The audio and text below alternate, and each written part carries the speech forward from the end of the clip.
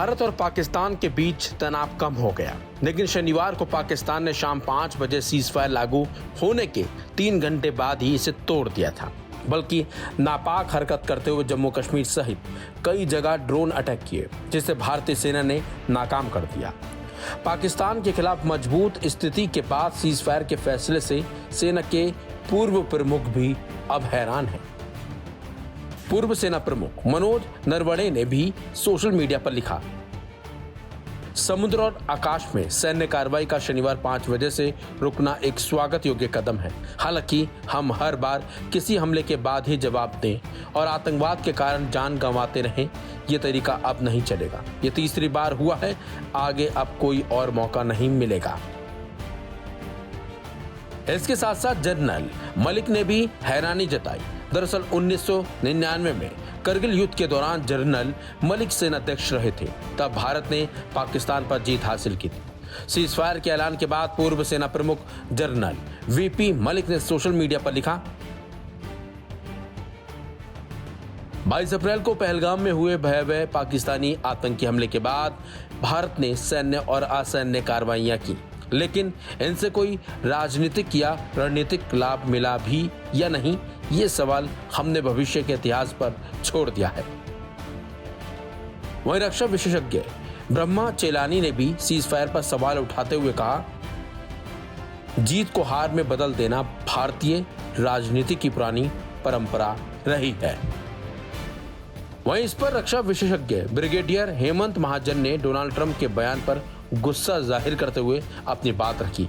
उन्होंने क्या कुछ कहा, सुनिए।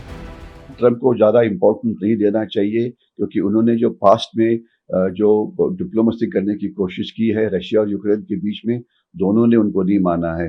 उन्होंने डिप्लोमेसी करने की कोशिश की है इजराइल और हमास और इधर लोगों के बीच में, उसको भी किसी ने नहीं माना हुआ है। अभी वो हमारे देश के साथ इन्वॉल्व हो रहे हैं। उन्होंने सीजफायर की कोशिश की और विद इन 1 आवर वो जो उनका जो एफर्ट था ये पूरा बर्बाद हो गया है। अभी अमेरिका भी एक्टिवली इन्वॉल्व हो रहा है, उनके वाइस प्रेसिडेंट वांस और उनके सेक्रेटरी ऑफ स्टेट वगैरह। तो इनको भी हमने बिल्कुल क्लियर कट मैसेज देना चाहिए कि अगर आप हमारे दोस्त हैं तो हमें जो मदद चाहिए, यानी कि कॉम्बैट LCA कॉम्बैट तेजस है, उसके लिए इंजन चाहिए या टेक्नोलॉजिकल इंटेलिजेंस चाहिए या बायलैटरल ट्रेड एग्रीमेंट होनी चाहिए, उस पर फोकस करो। अपना और हमारा टाइम मत बर्बाद करो। हमें एक यूजलेस एडवाइस देके कि सीजफायर कैसे होना चाहिए और क्यों होना चाहिए। कश्मीर के विषय पर भी कहा है कि मध्यस्थ करने को तैयार है और उसको डोनाल्ड ट्रंप और अमेरिका को बोलना चाहिए, ये हमारा बायलैटरल इश्यू है, इसके अंदर आप अपने को खुद के बीच में मत डालो। आप हमारे देश की जो ये है उसका अपमान कर रहे हैं। Keep out of Kashmir. तो आपको लगता है कि जिस तरह डेवलपमेंट्स हुए हैं और डोनाल्ड ट्रंप की जो आज की ट्वीट से लाखों जाने बचे हैं, कहीं ना कहीं पाकिस्तान ने न्यूक्लियर अटैक का थ्रेट दिया होगा, ब्लैकमेल किया होगा? पाकिस्तान न्यूक्लियर अटैक का थ्रेट देता रहेगा, उसे इग्नोर करना चाहिए और हमें जो कार्रवाई करनी है पाकिस्तान के खिलाफ वो हमने करते रहनी चाहिए, क्योंकि ये एम्प्टी थ्रेट है और पाकिस्तान जब भी सीजफायर वायलेशन करता है उससे 5 गुना ज्यादा उनको पनिशमेंट देनी चाहिए। हम दो देशों के बीच में हम ही इसको रिजॉल्व करेंगे और इसमें तीसरे देश का कोई ताल्लुक नहीं है। उसको मुझे नहीं लगता भारत की पॉलिसी में कोई शिफ्ट हुई है।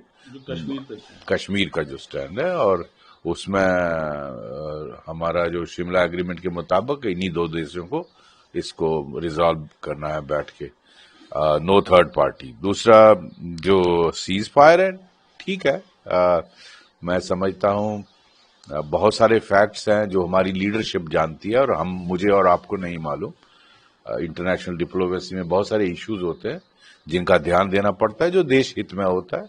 मुझे पूरा हालांकि एज ए इंडियन भारतीय होने के नाते मैं चाहता था और मुझे विश्वास है कि यही वो लोग जो फैसला करने वाले वो भी यही चाहते होंगे। हर भारतीय चाहता है कि 2-3 दिन हमारी आर्म्ड फोर्सेस को और मिलने चाहिए थे पाकिस्तान को हैमर करने के लिए, और उनको ऑलरेडी जिस तरह से कल रात परसों रात से उनको हैमर किया था और घुटनों पे वो आए, वो थोड़े 2-3 दिन और मिलने चाहिए थे।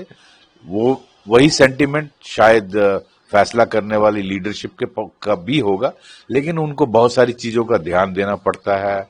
इंटरनेशनल डिप्लोमेसी में बहुत सारे फैक्टर्स को मद्देनजर रखना, देश का लार्जर इंटरेस्ट देखना पड़ता है, ईगो पे नहीं चलता। तो अच्छी बात है बार अगर टलती है, लेकिन पाकिस्तान ने कल रात को जिस तरह से पहले सीज फायर हुआ और उसके बाद फिर जो है फायरिंग हुई कल रात को काफी देर जी, वो देखिए ऐसा है कि वो बड़ा हैरानगी की बात थी कि 5 बजे से सीज फायर लागू होगा, लेकिन 7-8 बजे 8 बजे 9 बजे तक ये जो फायरिंग दोबारा ड्रोन्स का स्वार्म ऑफ ड्रोन्स श्रीनगर में, जम्मू में, उधमपुर में, कटरा में, गादरबल में, बहुत सारे इलाकों में, जम्मू कश्मीर में, पंजाब में, गुजरात तक, राजस्थान तक। तो आप इस तरह का वो कर रहे हो तो फिर आपका कौन सा एग्रीमेंट है? इससे तो ये लग रहा था कि सिविल लीडरशिप का कोई पाकिस्तान में कंट्रोल ही नहीं है। वहां की फौज, वो जो कहा जाता है कि वहां की फौज ही सब कुछ, हर बीमारी की जड़ फौज है, टेररिज्म की जड़ फौज है, क्योंकि उनका स्लोगन ही यही है कि हमें जिहाद लड़नी है। उनका वो इस्लामिक आर्मी है, वो नॉर्मल आर्मी नहीं है।